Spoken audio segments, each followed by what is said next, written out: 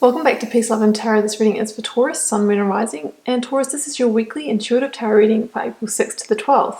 This week we have the Great Gathering Oracle card. We have the Ten of Pentacles, the Queen of Swords, the Five of Pentacles, Ace of Pentacles, Four of Pentacles and Temperance energy. So obviously you have a lot of Pentacles energy here, Taurus. So I really feel that we are dealing in the sort of material, physical realm this week. In particular, your finances, how you make your money.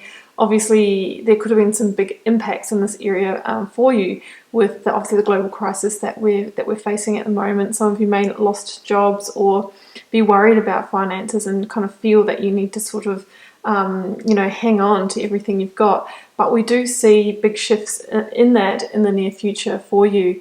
And just sorry about the candles going out there, Taurus. I'm down to about my last 5 candles and I don't think I'm going to be able to get any more for a while, so I might just have to put up with them going out for now. So before we get into the cards, guys, I am going to read out that oracle card for you because I'm getting this really strong sense that there is some divine orchestration going on here, and that everything is unfolding for you in divine timing. So if things are a bit tough now, we just need to be able to ride out that time. Okay, so the Great Gathering, it's all coming together. Intuitive hits, soul tribe. You're being called to let your intuition move you physically. You are connected to a group of souls who are weaving a web around the planet, and as you travel and share your creations, something is rethreaded. This card is an acknowledgement that you are either being called to connect with others who are like you at soul level, or that already are.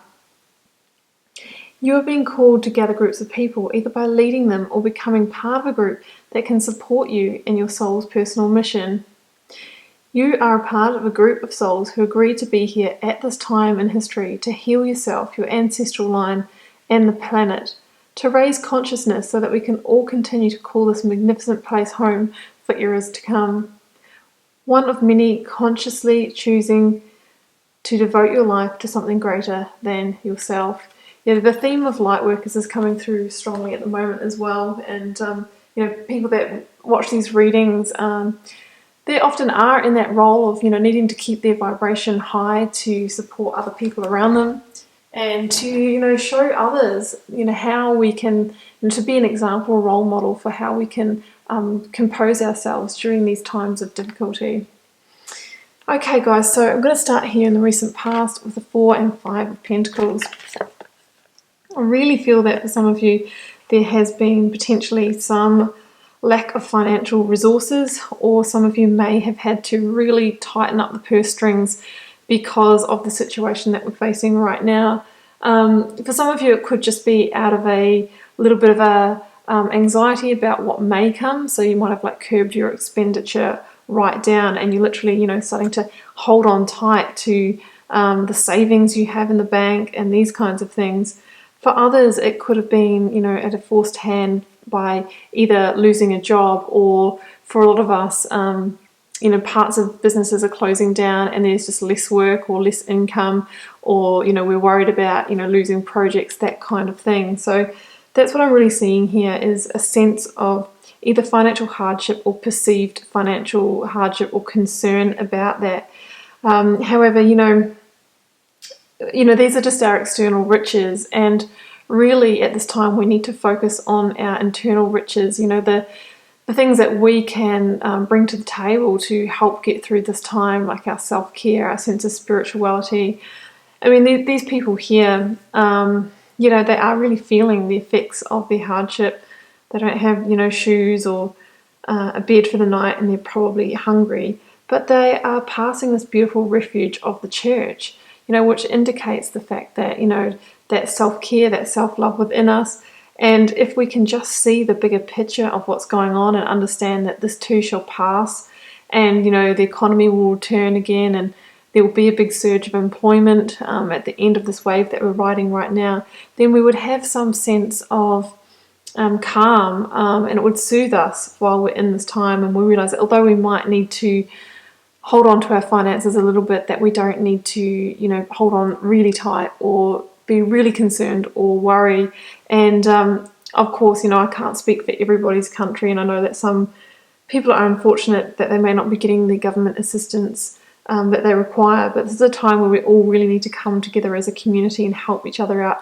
Ask your neighbour if they need any help and all of these kinds of things. So do sense that sense of financial and material hardship. It can also could be, maybe having to leave a home or moving homes, that sort of thing. And with that Four of Pentacles, it's that feeling of this really affecting our sense of stability and our foundation. Our financial resources are our foundation. I know that a lot of us have lost, significant amount of superannuation because that's linked to obviously shares, and that is a security and a foundation for us. And I feel like this time that we're in is really rocking that foundation for a lot of people. So we just have to try and keep ourselves steady and calm and grounded during this time. So current energies, we've got the Queen of Swords and the Ace of Pentacles. So the good news is, guys, I do see new opportunities on the horizon for you in the financial and material realm with that Ace of Pentacles. The Ace of Pentacles is the big coin. It can be a sense of universal gifting. It could be a new job offer or a new idea of how to make money during this time, something creative. Because the Queen of Swords, what's interesting about her with this card is she's a real visionary and she has great clarity to see opportunities. So I feel like you might have a greater sense of seeing the big picture. It's basically she sees the big picture, but you couldn't when you were in that Five of Pentacles energy. So we have a shift here where I think you're going to see the bigger picture and be able to recognize the opportunities that may have been there all along. But if you were experiencing any kind of negativity or feeling hard done by, that can often block these opportunities from coming in. So the Queen of Swords, she sits on that cliff top, and from that vantage point, she has a 360-degree view, and she can, she has the eagle eye view, and she can see how everything's transpiring around her, and through that she can make the really strategic decisions on how to move forward in her life.